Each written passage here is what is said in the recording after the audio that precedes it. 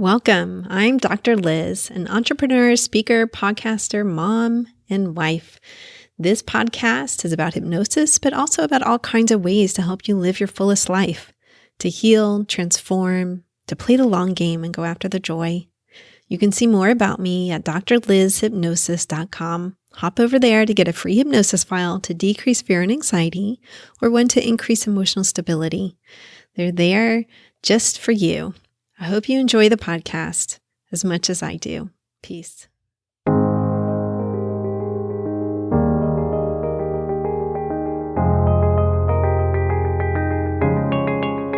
Hi, Drake. Welcome back to the Hypnotize Me podcast. Well, thanks for having me. It's been a while since we last talked, so it's kind of nice. Yeah, it is. And I had your wife, Lynsi, on again. Yeah, she's great.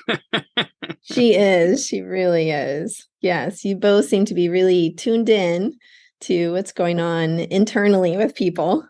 Yeah, we're both doing very different things, but I'm grateful for her, and I think the other way around, because we always have somebody fairly close by we can bounce ideas off of and get opinions. And of course, she is an English and psychology major, so she looks at all of my writing, and she's one of those grammar Nazis, Yes. But I appreciate it. It really is. It really is good. It's nice to have an editor in-house. Yes, indeed. Before you send it off to the editor. She's about ready to kill me, but she wants me to stop writing books, I think, but it's probably not going to happen. I don't think so. You published 3 last December 22. Right. And you have more before that.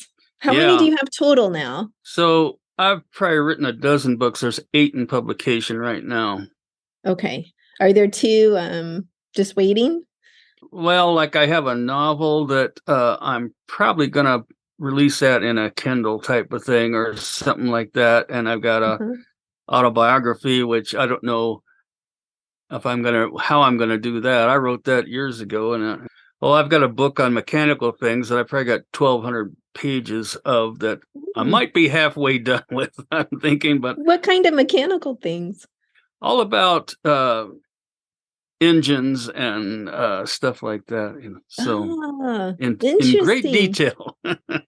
Really interesting. My mind does not think that way, so I'm always grateful for the people in my life whose mind does think that way. Me too.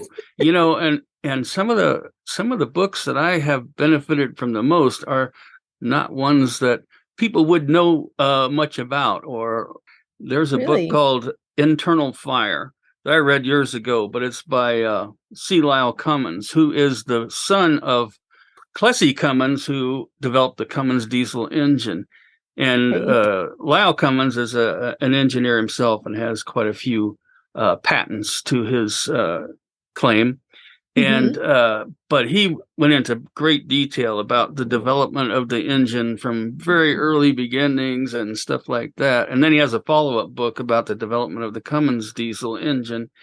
But it was amazing stuff. And I wrote him before we did emails and stuff like that. And I wrote him, and I talked about his book, and I appreciate that. And I asked about some additional things that might have been part of that. And here's a guy, he's probably worth zillions of dollars and got plenty to do. And he sat down, wrote me a letter and back to me. So I thought that was pretty impressive. But awesome. Yes. But there's people like that who are writing stuff.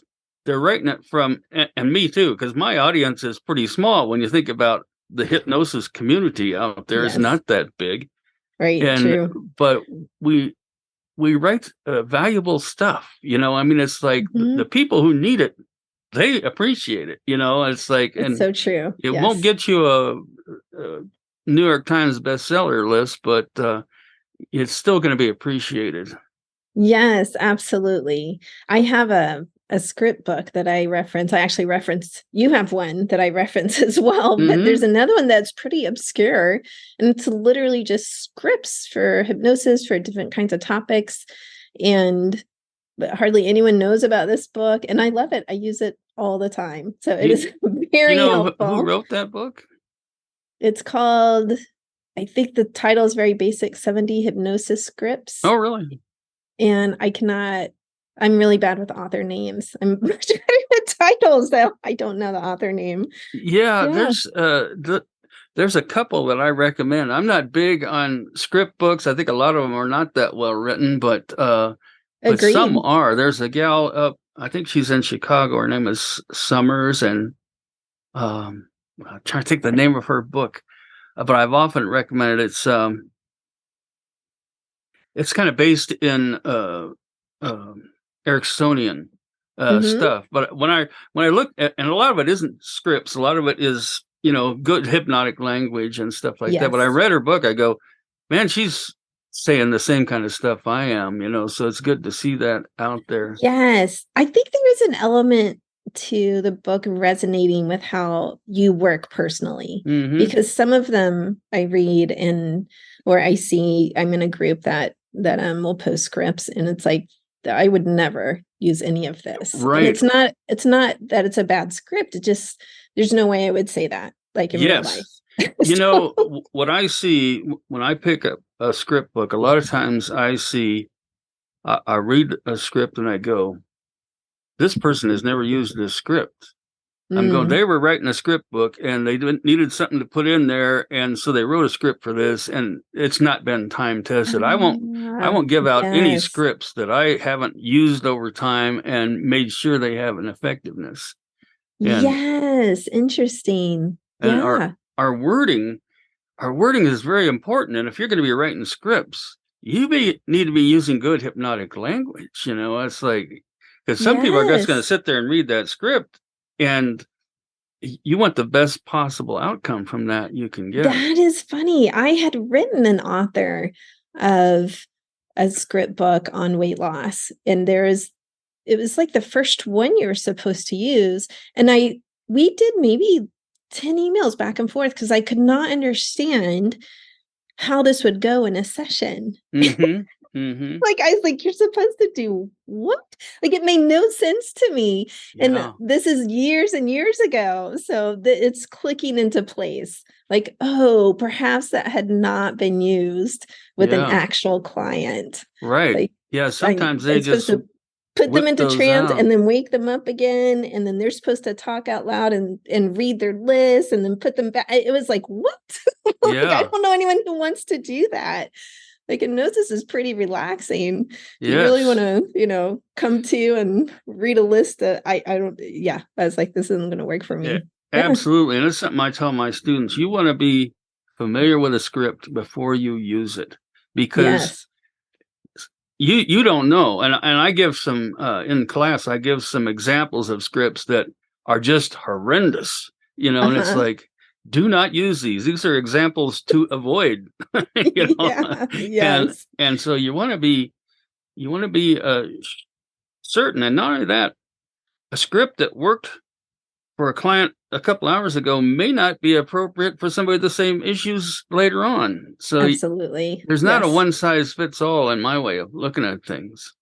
Agreed. Yes. It's very much dependent on the client and what they're presenting. And the way I see it is like, where are they coming from? Like, where's their come from? Mm-hmm, And mm-hmm. how can I best fit into that so that we can shift into a pattern that's making them happier, basically. Yes, I've seen script books and scripts from people who are big names out there in the field, and it's like, man, what are you thinking? It's like, God, I wouldn't Yeah. put this out there. It's garbage. Yeah. Yes. But a lot of Yes. times the people who are on the receiving end of that stuff, they don't know. They don't know. They're just learning. And we should think of scripts as being our training wheels as we're Mhm. building hypnotic language, so that we're not reliant on scripts, so that some people, if they don't have a script, they can't do a session, and it's like, Yes. I have Yeah. hardly ever used a script. Some of my own stuff, I have a couple of scripts that even I can't do off the top of my head, or not very closely, Mhm. because they are so they're meant to scramble your brain, really. So it's like, Yes, yeah. so it's in a way we're getting a bypass of the critical faculty by using language that does bypass the critical faculty, and then we're inserting embedded suggestions along the way. Yeah, exactly. So yeah, I can't do those from heart either. There's a lot of stuff I can do on the fly from heart, all of that. But yeah, one of those types. It's like I did the Silva method in the very early 70s, and they had a nice flow of language. A lot of that came out of Emile Coué's stuff, and also trying to think of the guy's name. But anyway, he was part of Silva for a long time, but he helped to create that flow of language that kind of stuck with me over the years, so that I could always come up with some decent hypnotic language, no matter what the situation was or whatever. And it's a way we can help a client no matter what their issue is. It's like if somebody comes in with something and you don't know really what to do with that issue, we can still give some nice hypnotic patter that's going to help to deal with whatever's going on. Yes, yes, true. Yeah, a lot of our work is very creative, I would say. So let's switch tacks here and talk some about lucid dreaming. It's an interesting topic, and I think it's really helped me to form my regular dream habits. So, Okay. a lot of people are disturbed by their dreams. Yes. And I was thinking about this, and I'm going, I like my dreams. I love getting in that dream world. And most of my dreams are, I'm always on some kind of adventure, in the outdoors, or I'm, Nice. exploring something somewhere. And that's kind of reflective of who I am. But I think a lot of the reason that my dreams are not disturbing is because I learned to do lucid dreaming a long time ago. And so I've kind of trained my subconscious in a way that, hey, we're not going there, or we're going to fix that. So yes. Years ago in the early 90s, I first read about lucid dreaming, and it was Stephen LaBerge, and he wrote a book called Lucid Dreaming. And I was reading his stuff, and he said, when you're in a dream, look at your hands. Once you look at your hands, then you can begin to control the dream. And he said, well, this can take weeks of practice before you finally get started doing it. So I go, yeah, okay. So I went to bed that night, fell asleep. I'm dreaming. I look at my hands right off the bat, and away we go. And so ever since then, I've been kind of controlling it. Now, so what's the benefit of this? Well, especially if we're having ongoing theme in our dreams or things like that, we can begin to shift those things. But I think what wasn't touched on in that early work is some of the real positive benefits of lucid dreaming. And one of the things I want to insert here is, as I talk about in some of my writing, is for hypnotic effects to occur, there needs to be just at least a bit of conscious mind present somewhere. Well, when we're lucid dreaming and we're guiding the dream, we have to have a little bit of consciousness there. So really, lucid dreaming is a form of self-hypnosis. And it's very a deep state. Yes. I don't know if I would call it that. You're saying from a sleep specialist perspective, it's like you're dreaming, you're in the REM state. Right. Well, you might be in a REM state, yeah. Right. Well, you can dream in any stage, absolutely. Yeah. But the vast majority of it occurs in the REM state. Yeah. The question I would ask then is like all sleep self-hypnosis. No, I wouldn't say that, because the best definition I've been able to find for sleep is a complete lack of conscious activity. So if we're guiding the dream, there's not a complete loss of conscious activity. But yet you are still asleep. Like any sleep lab would say, Sure. you're sleeping. Oh, yeah. Even Oh, if you're yeah. having, and definitely when we come into those lighter stages of sleep, we absolutely have some consciousness there. And some Yeah. people have more than others. Like my husband has zero, right? He's a very deep sleeper. Whereas Oh, I'm like, I can hear anything that's happening in the house in those lighter stages of sleep, as yeah. a lot of women do. Yeah. Yeah. Well, that's true because women have that women's intuition thing or whatever. It's like when you have little kids, Yeah. even when you're asleep, there's some of your awareness is wherever that kid is, Absolutely. Yes. and so there's that other sensory thing where men don't tend to do that as much. Now, I know I never had kids until I met Lynsi, and at that time the youngest was 4 and the oldest was 10. Hmm. But I was like that. I mean, I Mm. even though the youngest room was down the hall, I Hmm. could hear him fussing in the night or whatever. Right. Lindsay wouldn't even notice, but I was always kind of aware, so I was kind of intuitive that way. But Yes. you're right. I think women are more inclined to be like that than guys are. Yeah. Yeah. For various, evolutionary reasons, right? Yeah. Part of it probably comes from our genetic past too, because in the past, men had to be comfortable out in hunting and warring Yep. trips in not such comfortable situations, but they still need to get some sleep, So Yes. we probably developed that ability a little more so, as well as the ability to be in less clean surroundings. So, when your husband leaves Yeah. his underwear on beer cans laying around, you can blame it on his genetics. Yeah.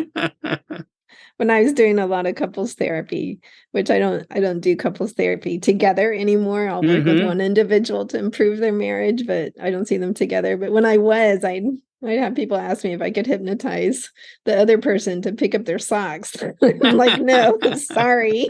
Believe me, I would have done it if I could. Yeah, they My have to kids' want room to. would be spotless and the dishes would be done and all of that. Um, Yeah. but back to the lucid dreaming, it is a interesting state because you are exerting some consciousness during it. I learned to lucid dream, I must have been in my um teen years, I Hmm. think. So I used to have a lot of nightmares when I was little, and I'd, get up from my bed. My dad was still awake, and he'd make me like tea and toast, and then we talk about it some. And I think he's the first person who ever told me I could have some control over those dreams. Yeah.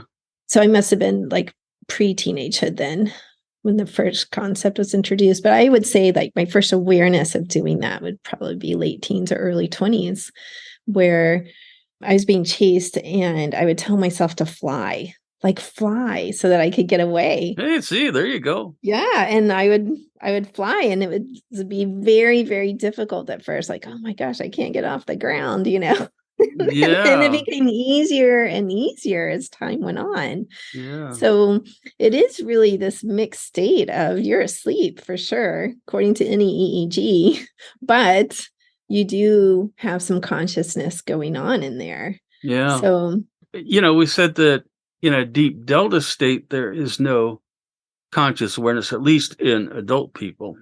Little right. kids, different thing. But now they're saying that there are a lot of people will sleepwalk and sleep talk in a delta state. So there's something is going on. We're not just Yes. totally blitzed out. Well, it's interesting because they consider those quote unquote disorders.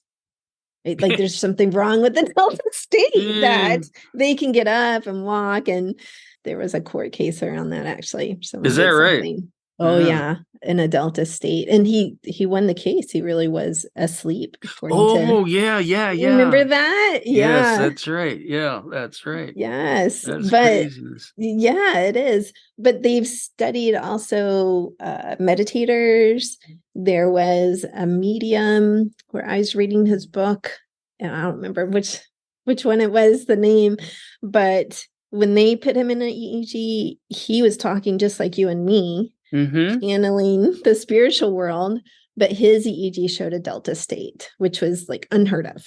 Yes. Yeah. Well, and they've done tests on monks that were meditating, and they could Mhm. be in any state. and they'd Yes. still be sitting there like, just meditating away, but they could generate any kind of brain frequencies you wanted. You know, Yes.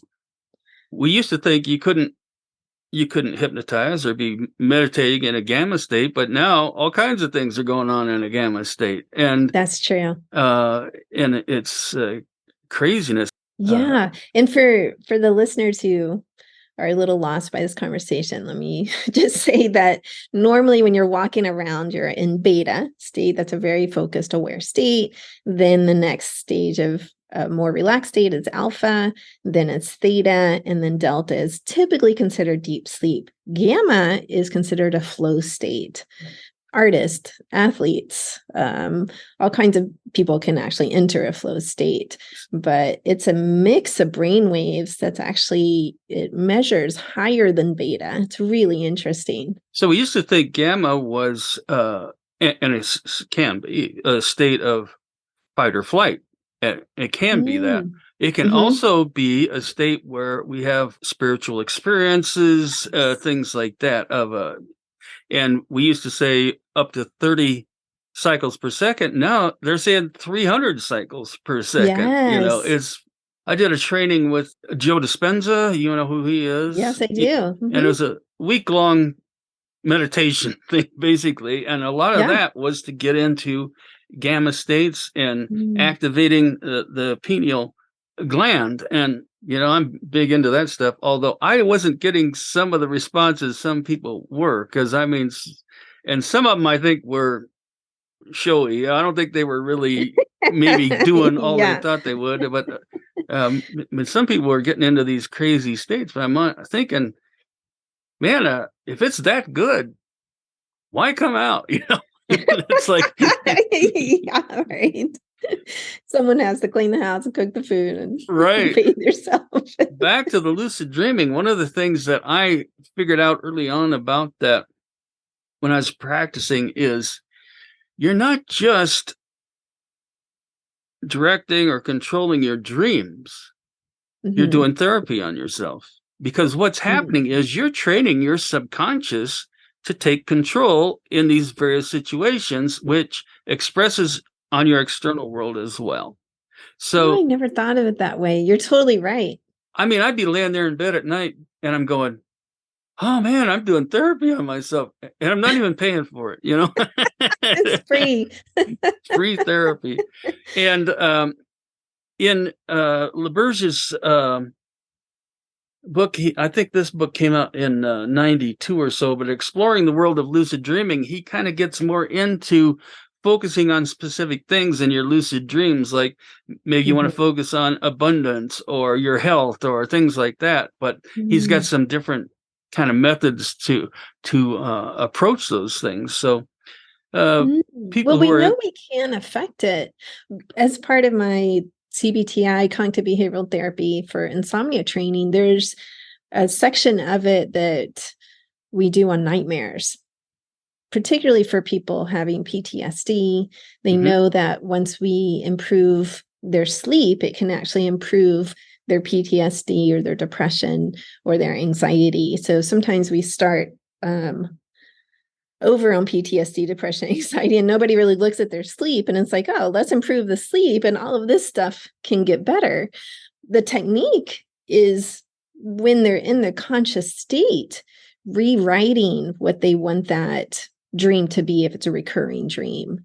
And Right. then that begins to happen in the dream. So it's really interesting. So you could take that and apply it to different things. Yes, abundance or Yeah. serenity or whatever you want. Yeah. Yeah. So we have a recurring dream. It's your subconscious trying to communicate to you through metaphor. And usually that means that some change needs to occur. If we're Yes. having nightmares, it's Mhm. your subconscious saying, hey, pay freaking attention. It's like Yes. this is Yeah. important. And if we don't pay attention, if we don't keep control, those things will keep repeating themselves. I think a lot of Yes. reason that people have trouble sleeping is a lot of times they're afraid of their dreams because they're disturbing. There's part of them that hasn't addressed stuff. Or I've had cases where uh, clients when they were little.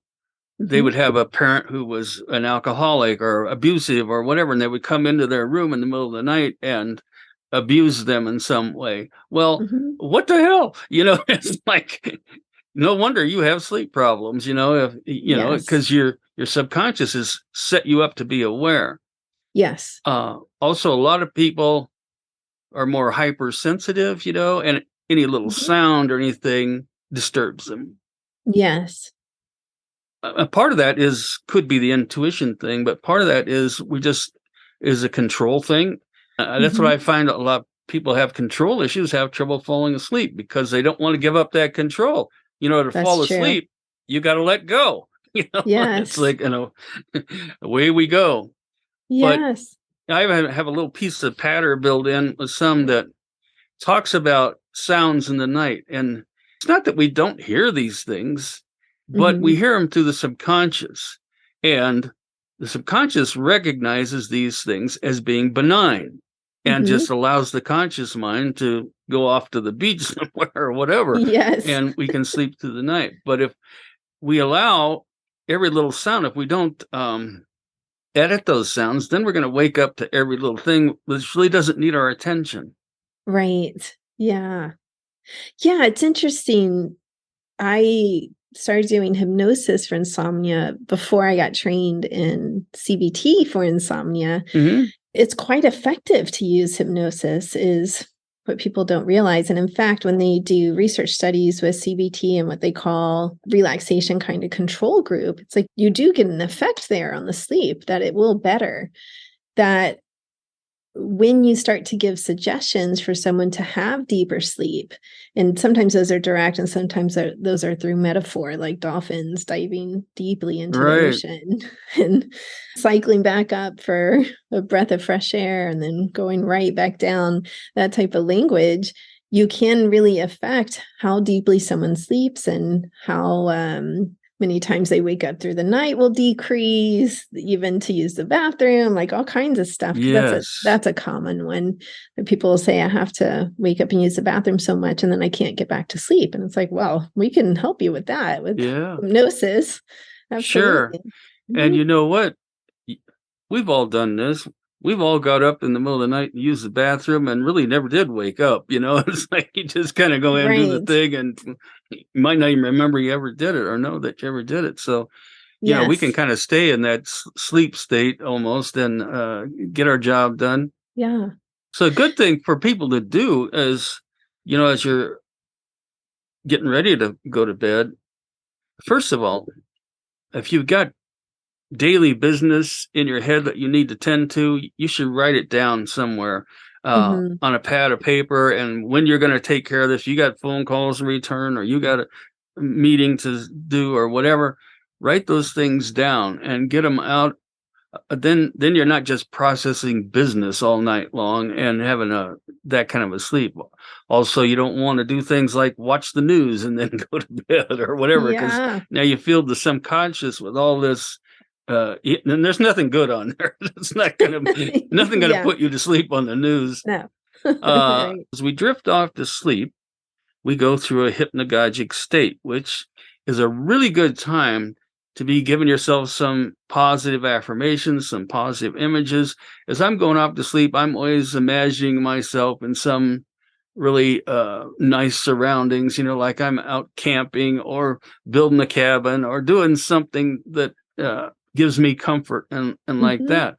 Or listen to your affirmation recordings, or just give yourself some affirmations, because that's going to help to set the tone for what's going to happen next. And in the same way, when we wake up in the morning, we go through the hypnopompic state, which again is a hypnotic state. Yes. Most people don't get very good advantage of it because they don't wake up naturally. They wake up when they're feet hitting the floor and they're off and running. Maybe they got an alarm clock that wakes you up. Well, now you're missing out on that. And that's what happens a lot of times when people say, I don't remember my dreams. It's not that they're not dreaming. It's that if you wake up more naturally, you have a better chance of recalling those dreams. That's true. And, but if we wake up to an alarm and we're running out the door in the last like that, you're not going to have that. Also, your dreams set the mood for the day. We've all experienced, we had a real pleasant dream before we woke up and the rest of the day seems to go well, so uh, Yes. also as you're going off to bed, you can tell your subconscious, I'm going to have dreams about something pleasant or like that. And Yes. it helps to your subconscious will do a lot of things if you just ask it. Yes. One of the most common questions I get is whether the hypnosis is effective if you fall asleep to it. So I would love to hear your answer to that. Yes. So as a hypnotist, the subconscious mind is still present. So Mhm. just because and a lot of times people think they fell asleep, but they really didn't. But they probably are in a pretty deep state. Yeah. The thing is that unless you've been hypnotized a lot, the closest model you have for being in hypnosis is sleep. So a lot of times the mind just goes to, oh, I was asleep. So Mhm. we need to set it up in our pre-talk so that whatever the client experiences is what's going to move us in the right direction. Well, And true, but let's say they're listening to it at night while they're Mhm. falling asleep. And so they Oh, actually do fall asleep and they don't wake up till the morning. sure. So we're still getting those subconscious messages. It's like we can get these recordings to play at night to learn a foreign language, and that's what they operate off of. Yes. Your subconscious is still digesting this stuff. Now, Mhm. research shows something that's repetitious and boring, like learning a foreign language, the subconscious can pick up on it, especially if you have a little bit of background maybe in that language. You're not Mhm. going to learn complicated mathematics or something like that in your sleep. That it doesn't work that way. But you Yeah. can learn things that are more repetitious and not that difficult. So that's why language is one of the things that helps because you listen to a Spanish tape or something, it's all this repetition and stuff, and Mhm. so eventually it drums it into your subconscious. So yeah, we'll pick up on those suggestions and things, and yeah, in our sleep, That's what I believe too. I always say, well, this is why we don't recommend you fall asleep to like a violent TV show, right? right? Because you don't want that stuff in your subconscious mind while you're Yeah, falling asleep. you want to You be want the good reading stuff. Stephen King's latest horror novel as you fall off to sleep, because I you're going to be filled know. with that stuff. Totally, totally. In fact, was reading a book that's highly acclaimed, and I've been reading it a couple of nights, but there's some pretty disturbing imagery in it. And I thought, oh, I'm not going to finish this one. Like, I may finish it in the daytime, but this is not going to be my nighttime reading Yeah, anymore. Like, I'm looking for light, happy. yeah. Give me a magical world while I'm falling asleep. Oh, Not some like violent imagery going on. oh, for sure. Yeah. That's one of the things when I did the Silva method in the early 70s, that's one of the things that they just preached. They go, don't watch the news, don't read newspapers. And I took that to heart. Now I have people go, well, how do you know what's going on in the world? And I go, try not to know. I mean, we Yeah. get so Yeah. bombarded with this stuff, it's We almost do. impossible not to know. John Stossel did a program on this, several years back now, but he was saying that we are in the safest period of history we've ever been in, but people perceive us as being in the least safe period of history as ever. And he says a Really? lot of it just has to do with media. Mm. 150 years ago, if a hurricane hit New Orleans, who'd know? By the time Yeah. you got that news, it'd be way over and done with. It's So, true. you know, Yes. and but now, if Prince Harry stubs his toe, everybody knows about it. It's like every little thing. Yes. We know what Angelina Jolie did. Whether it's means anything to us or not, but we hear it, and Yes. Yeah, my older daughter, when we would drive to school, she'd wanna listen to the news radio in the morning on the way. It's only like a I don't know, 10, 15-minute ride, But finally I said to her, I was like, I can't do it. I cannot do doom and gloom in the morning. I just can't do it. That's what I used to call it. I was like, we can listen to music. I'll let you listen to any of your music, but I can not do doom and gloom. And it turns out, I guess one of the teachers had said, oh, you need to know what's going on in the world in the morning. And I was like, you don't in the morning. Sure, you the afternoon, you're good to go. But I am so totally with you on that. So yeah, back to filling your head with good stuff. You can do that all day. You choose, but certainly before you fall asleep at night. Yeah, we're coming close to the end of our time here. Any more good tips for good sleep, good processing, creating that ability to lucid dream? Any good tips around that? So on that same theme, with lucid dreaming, we're creating more productive dreams and even in our external world as a result. But what is our self-talk all the time? What are we saying to ourselves? I mean, you're always talking to your subconscious mind. What is it you're saying? It's like, are you saying I'm wonderful and I'm handsome and I'm athletic and I'm healthy? Or are you saying I'm a loser and I'm gonna, I'll never amount to anything? But listen to what you're saying to yourself. And people don't realize, they don't really stop and listen, but listen to yourself. How can you change that? Just like changing those dreams, how could you change the way you're talking to yourself and thinking about yourself? If you think of yourself as being a loser and you talk to yourself that way, what other option have you given the subconscious? And so if you start to think differently, and I know this can be tough sometimes because a lot of that self-talk stems from our critical faculty, which was formed like when we were just coming into this world, till about 5 years old or so. And we've grown all our life with that same thoughts running around in our subconscious and limitations. Yes. I was raised as the stupid kid in the family. And I'll tell you a quick story.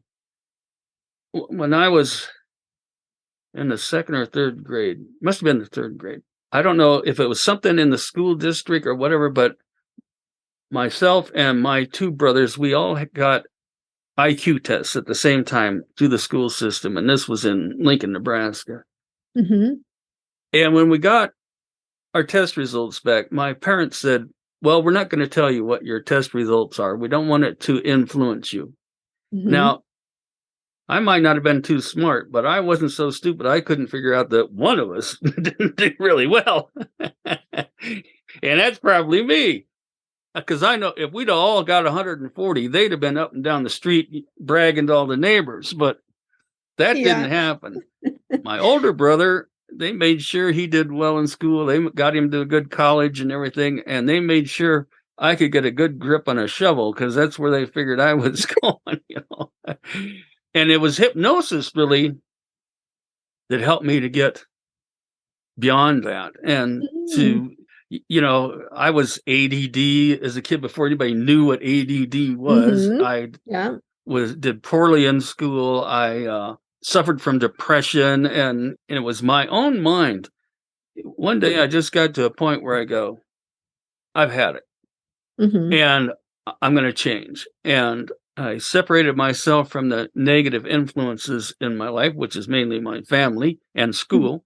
And I don't recommend people drop out of school, but to me, going to school every day was just a reflection of what a failure I was. And when I got away from all that stuff and got out on my own, I turned everything around. My life changed. And how did hypnosis come into it? So, well, part of it was the Silva method, teaching me how to redirect my language, my self-talk, and like that. And their kind of mantra was change your mind, change your life. And I came from a very negative background, and I did turn that around. Are they still around, the Silva method? Yeah, Silva is now part of the Mind Valley organization. Oh, they are. Yeah, interesting. So, you can still tap into it now. Tony Robbins tells a similar story about how he Yeah, turned his life around. yeah. It was Tony from like Robbins, self-help quote unquote tapes that he he would listen did to. Silva, and I think he did Silva and Est and stuff. I did all those things back in the day, you know. Uh-huh. Yeah, it helped me a lot, and it encouraged me into this world of hypnosis because I took everything that Silva had to offer. Then any other classes I could find, and then I went to Colorado Free University where I teach now. Actually, it was Denver Free University at the time. Was offering some hypnosis classes, and so I jumped in on those. And the guy who was the instructor and one of the other students, the three of us got together and we started a business using hypnosis methods and things, and creating wealth and like that. So Interesting. So was that your first like hypnosis practice, really? yeah, I started full-time practice 30 years ago. And so before that, I was doing a lot of stuff with it, but it wasn't until one day the light came on and I go, hell, I could make a living doing this. What were you making a living at before then? I was a diesel mechanic. Oh, and you were doing hypnosis on the side. Yeah. Plus, I owned a lot of real estate, and I had part of with my partners owned a couple of companies, an investment company and a property management company, and we were going like crazy. But myself and one of the other guys, we got divorced right at that time, and I sold out my interest, and then I got more into looking at myself. Yeah. It's been a fun time. I was an ultra distance runner too, so that really played into the whole subconscious thing. Yes. Your first interview was about talking some about working with top athletes. Oh yeah. And so that makes sense to me now. If you're an ultra distance runner, I'm watching the Netflix documentary about the Tour de France right now. Oh my gosh, it's so good. But they were talking about the difference between, they actually said an ultra marathon runner is individual versus the Tour de France. Yeah, it's a very team thing. It's team. It's not just that, like endurance. You have to have the qualities of an ultra marathon runner, and you have to be able to play chess at the same time. It is totally. It's all this strategy and stuff. You're absolutely right. And we hear names like Lance Armstrong and stuff, but Lance Armstrong would not be anything if it wasn't for all those guys behind him. It's your team that gets you across that line first. They're very clear about that. Yes. Yeah, it's really interesting. I really liked working with the cyclists because you don't see these huge egos like you do in some other sports, because they're talented. They don't get the mega $1 million bonus checks, and they don't, right? And they're much more down to earth kinds of people. Well, thank you so much for being on the show again. Thanks. It was nice talking to you again.